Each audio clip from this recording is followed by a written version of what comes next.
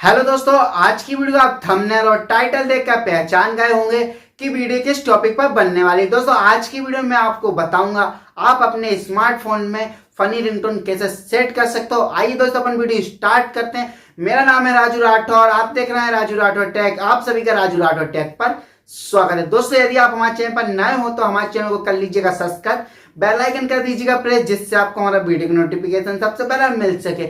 आइए दोस्तों अपन video start करते हैं। दोस्तों आज की वीडियो में आपको कुछ ऐसी ट्रिक्स बताऊंगा जिसके थ्रू आप अपने स्मार्टफोन में फनी रिंगटोन सेट कर सकते हो।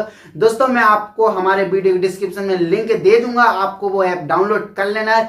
दोस्तों ऐप को डाउनलोड करते ही आपको उस ऐप को ओपन कर लेना है। दोस्तों ऐप को ओपन करते ही आपको कुछ इस तरह का इंटरफेस दिखाई देगा। दोस्तों आपको कुछ इस तरह का इंटरफेस दिखाई दे रहा है। दोस्तों आप यहां से अपने मनपसंद की फनी रिंगटोन्स को यहां से आप सुन सकते हो और सिलेक्ट कर सकते हो। दोस्तों पहले मैं आपको यहां से कुछ फनी रिंगटोन सुना के बता देता हूं। देखिए दोस्तों मैं यहाँ पर फनी रिंगटोन चला रहा हूँ।